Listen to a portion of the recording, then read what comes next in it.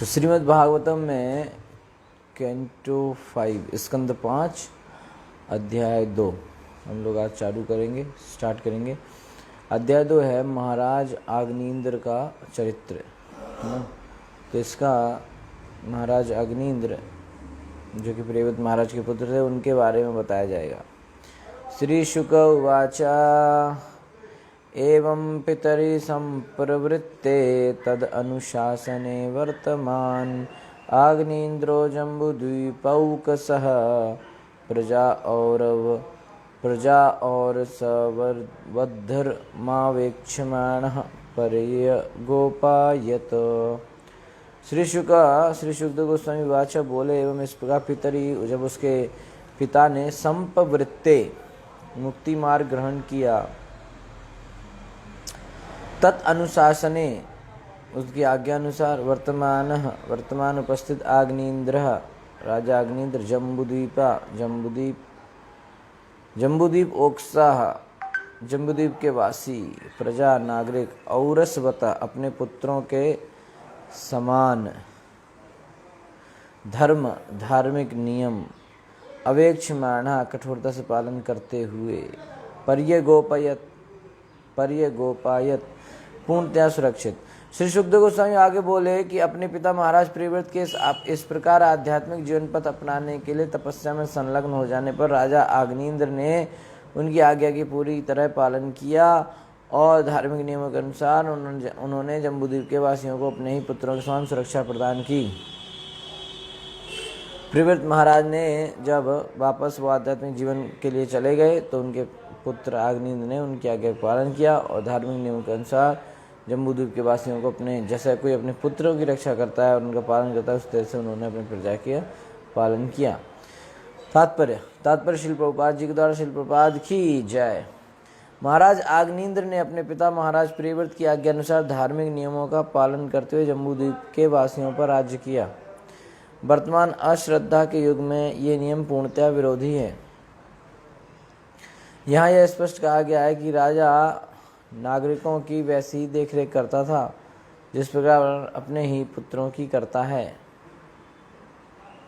यहाँ यह भी बताया गया है कि उसने नागरिकों पर किस प्रकार धर्मावेक्षमाण अर्थात धार्मिक नियमों का दृढ़ता से पालन करते हुए राज्य किया। किसी शासक के लिए यह आवश्यक है कि वो देखे कि उसकी प्रजा धार्मिक नियमों का कठोर पालन करती है। ये राजा की जिम्मेदारी है कि उसकी प्रजा में धर्म का पालन हो, धार्मिक नियमों का पालन हो। ये राजा की जिम्मेदारी है। वैदिक धर्म के अनुसार समाज को पहले ब्राह्मण, क्षत्रिय, वैश्य तथा शूद्र में और फिर ब्रह्मचारी, गृहस्थ, वानप्रस्थ तथा सन्यासी में विभाजित किया जाता है। ये धार्मिक नियम है और राज्य के मुखिया का यह कर्तव्य है कि वह देखे कि उसके नागरिक इनका दृढ़ता से पालन करते हैं या नहीं।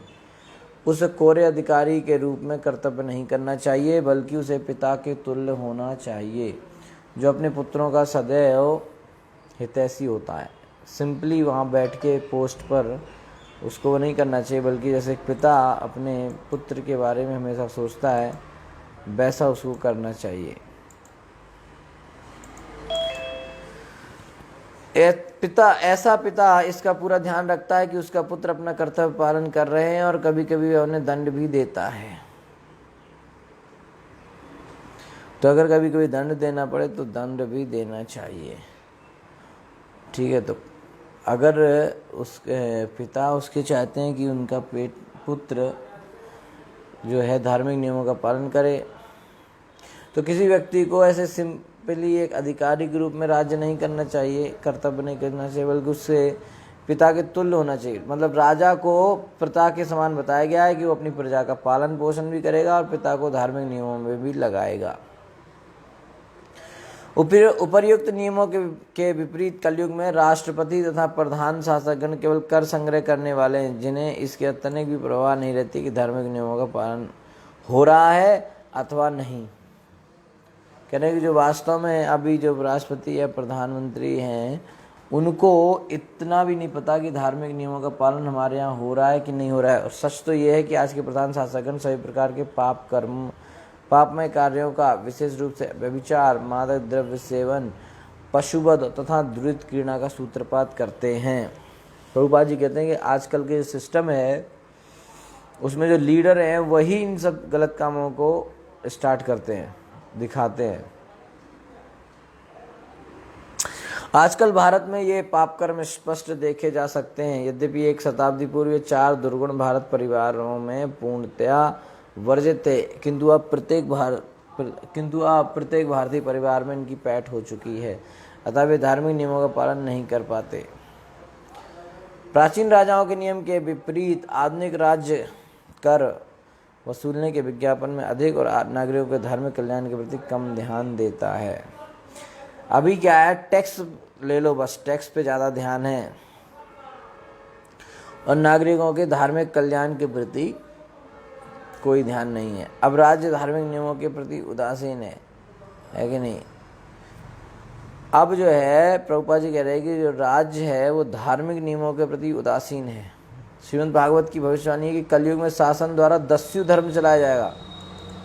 दस्यु धर्म क्या है, जिसका अर्थ है चोरों और उचक्कों द्वारा शासन। ये दस्यु धर्म है कि जो राजा बनेंगे वो चोर उचक्के बनेंगे। आधुनिक राज्यों के कर्णधार चोर और उचक्के ही हैं, जो नागरिकों की रक्षा करने के बजाय उनको लूटते हैं। यद्यपि चोर तथा उचक्के कानून की अवहेलना करके लूटपाट करते हैं, किंतु इस कलयुग में कानून बनाने वाले स्वयं नागरिकों को लूटते हैं। ऐसा श्रीमद् भागवतम में कहा गया है कि कलयुग में जो राजा है, जो नियम बनाने वाला है, वही जो है नागरिकों को लूटेगा। यद्यपि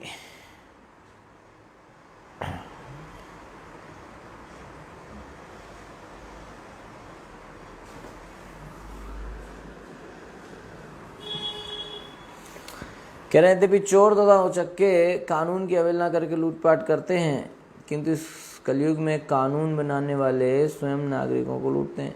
ऐसे श्रीमद् भागवतम में कहा गया। तो एक दूसरी भविष्यवाणी जिसे पूरा होना है वो ये है कि नागरिकों तथा शासन के पाप कर्मों से वर्षा दुर्लभ हो जाएगी। ऐसा भी होगा, बारिश नहीं होगी। अभी आप देखते हैं आजकल लोग बारिश को लेकर परेशान रहते हैं कि बारिश हो नहीं रही है, और हो रही है तो गलत समय पे हो रही है, या तो होती ही नहीं बारिश, होती है तो फिर ऐसे समय होती है जब चाहिए नहीं है। ऐसे समय की बारिश से क्या चाहिए नहीं है, हो गई। तो उसमें क्या होता है कि बारिश हुई और तब चाहिए नहीं थी और तब हो गई, तो जो फसल है वो भी बेकार हो गई। तो श्रीमद् भागवतम की भविष्यवाणी है कि कलयुग में शासन द्वारा दस्यु धर्म चलाया जाएगा। एक दूसरी भविष्यवाणी है जिसे पूरा होना, वो ये क्या है कि वह है कि नागरिक तथा शासन के पाप कर्मों से वर्षा दुर्लभ हो जाएगी। धीरे धीरे पूर्ण अनावृष्टि के कारण अन्न नहीं उत्पन्न होगा। मैंने कि जब बारिश होगी नहीं तो अनाज पैदा नहीं होगा, और जब होगी तो वो अनाज जो कुछ थोड़ा बहुत पैदा उसको भी भाग ले जाएगी, यानी गलत समय पर बारिश। तो लोगों को मांस तथा बीज खाना पड़ेगा और अनेक सद्वृत्ति वाले मनुष्य अपने अपने ग्रहों को त्याग कर देंगे, क्योंकि अकाल कर तथा अनावृष्टि से वे अत्यधिक तंग हो उठेंगे। संसार को ऐसे विनाश से बचाने के लिए कृष्ण भावनामृत आंदोलन ही एकमात्र आशा है। यह समस्त मानव समाज के वास्तविक कल्याण हेतु अत्यंत वैज्ञानिक तथा प्रामाणिक आंदोलन है। तो कह रहे हैं कि इस तरीके से जब ज़्यादा बारिश खराब हो जाएगी, बारिश होगी नहीं तो अकाल पड़ेगा, लोगों को कुछ मिलेगा नहीं, लोग अत्यधिक तंग हो उठेंगे, बारिश होगी नहीं, खाना रहेगा नहीं, और ऐसा विनाश काल का समय कलयुग में आ जाएगा। तो इस विनाश से बचने के लिए एकमात्र उपाय है कृष्ण भावनामृत आंदोलन। यही एकमात्र आशा है, कृष्ण भावनामृत आंदोलन, कृष्ण भक्ति का प्रचार, जो प्रभुपाद जी ने कहा कि chant Hare Krishna and be happy, Hare Krishna Krishna Krishna Hare Hare, Hare Ram Ram Ram Hare Hare. आगे कह रहे हैं, सहच कदाचित पितृलोक काम सुरवर वनिता आक्रीड अचल द्रोण्यम भगवंतम विश्व सृजाम पतिम आभृत परिचर्या उपकरण आत्म एक अचयेन तपस्वी आराधयाम बभूव। सहा वह राजा अग्निन्द्र चा भी कदाचित एक बार पितृलोक की काम इच्छा करते हुए सुरवर श्रेष्ठ देवताओं से वनिता स्त्री जाति आक्रीड़ा विहार स्थली अचल द्रोण्याम मंदराचल की एक घाटी में भगवंतम सर्वशक्तिमान भगवान ब्रह्मा को विश्वसृजाम जिन विभूतियों ने इस ब्रह्मांड की रचना की पतिम स्वामी को अभूत संग्रह करके परिचर्या उपकरण पूजा की सामग्री आत्म मन का एक अचयन पूरे मनोयोग से तपस्वी तप करने वाला आराधयाम बभूव एक बार आराधना में लग गया। अनुवाद। एक बार महाराज अग्निन्द्र ने सुयोग पुत्र प्राप्त करने तथा पितृलोक का वासी बनने की कामना से भौतिक सृष्टि के स्वामी भगवान ब्रह्मा की आराधना की। ये श्लोक संख्या 2 है।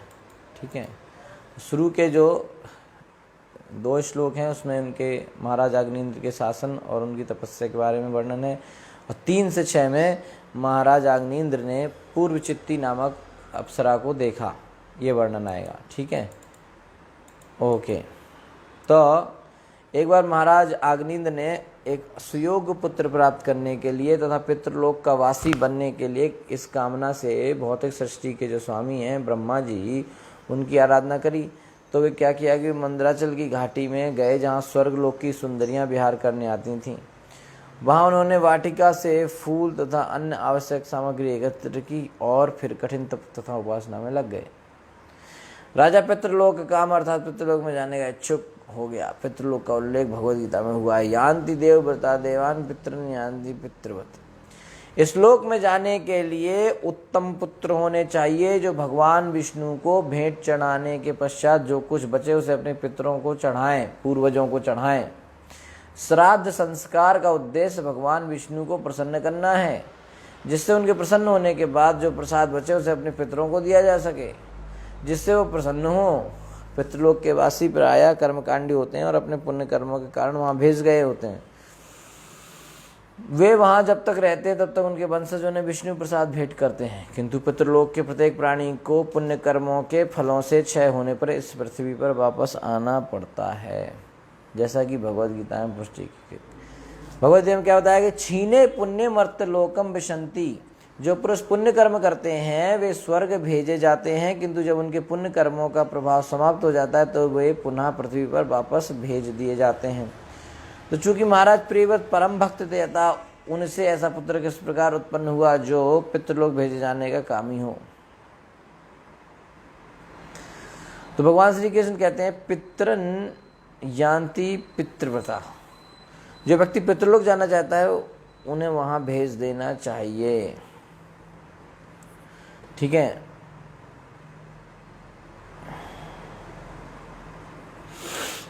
जो व्यक्ति पितृलोक जाना चाहते हैं उन्हें वहां भेज दिया जाता है। इसी प्रकार यान्ति मद्या जिनोपि माम, जो पुरुष वैकुंठ लोक जाना चाहते हैं वे भी वहां जा सकते हैं।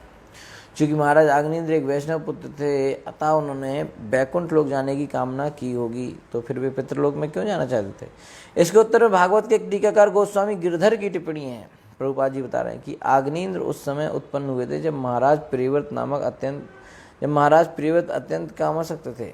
इस तथ्य के कारण इस तथ्य के रूप में ग्रहण किया जा सकता है कि जब महाराज अग्निन्द्र जब उत्पन्न हुए तो उनके पिता महाराज प्रियव्रत अत्यंत कामासक्त थे। इस तथ्य के रूप में ग्रहण किया जा सकता है क्योंकि गर्भावस्था के समय जैसी मनोवृत्ति होती है उसी के अनुकूल पुत्र उत्पन्न होते हैं। जैसा गर्भावस्था के समय व्यक्ति की मनोवृत्ति होगी, चेतना होगी, कॉन्शियसनेस होगी, उसको बच्चा कैसा होगा वैसा ही होगा। ठीक है,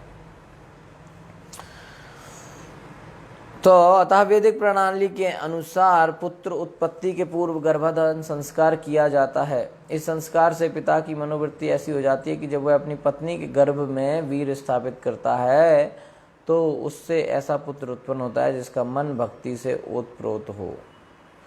किंतु संप्रति ऐसा गर्भाधान संस्कार नहीं है, अतः जब पुरुषों में काम वासना रहती है तभी संतान उत्पन्न होती है। विशेष रूप से इस कलयुग में कोई गर्भाधान संस्कार नहीं रह गया। प्रत्येक व्यक्ति अपनी पत्नी के साथ कुत्तों तथा बिल्लियों जैसा संभोग करता है। अतः वैदिक आदेशों के अनुसार इस युग के सभी व्यक्ति प्रायः शूद्र कोटि के हैं। निसंदेह पितृलोक में भेजे जाने की कामना के पीछे महाराज अग्निन्द्र की मनोवृत्ति शूद्र की सी नहीं थी। वे क्षत्रिय थे। तो महाराज अग्निन्द्र की इच्छा थी कि वे पितृलोक जाए, इसलिए उन्हें पत्नी की आवश्यकता हुई, क्योंकि पितृलोक के इच्छुक पुरुष को अपने पीछे उत्तम पुत्र छोड़ देना चाहिए, अपने पीछे उत्तम पुत्र छोड़ जाना चाहिए, जो प्रतिवर्ष भगवान विष्णु से प्रसाद व पिंड उसे प्रदान करता रहे। उत्तम पुत्र पाने के लिए ही महाराज अग्निन्द्र ने देवकुल की पत्नी चाही थी। ठीक है, अतः वे ब्रह्मा के आराधन हेतु मंदराचल गए, जहाँ सामान्य रूप से देवों की स्त्रियां आती हैं। तो भगवद गीता में कहा गया है कि कांक्षतः कर्मणाम सिद्धिम यजंतः इह देवतः, जो भौतिकतावादी इस संसार में शीघ्र फल चाहते हैं वे देवताओं की पूजा करते हैं। इसकी पुष्टि श्रीमद् भागवतम में से भी ऐसे होती है। श्री ऐश्वर्य प्रजेप सभा, जो पुरुष सुंदर पत्नी, प्रचुर धन तथा अनेक पुत्रों की कामना करते हैं, वे देवताओं को पूजते हैं, किंतु बुद्धिमान व्यक्ति तो इन सब की कामना नहीं करता। वह भगवान के धाम को तुरंत वापस जाना चाहता है। इस प्रकार वह भगवान विष्णु की उपासना करता है। ठीक है, तो इस तरह से महाराज अग्निन्द्र ने के उनका जो राज्य था, उनकी तपस्याएं थी, उसका वर्णन आया। ओके, अभी देखते हैं तीसरे श्लोक में क्या बता रहे हैं।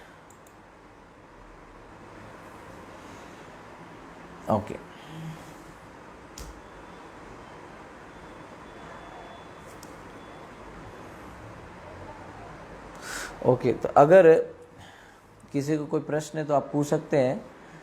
इसके आगे हम कल चर्चा कर सकते हैं, तीसरे से आगे। ठीक है।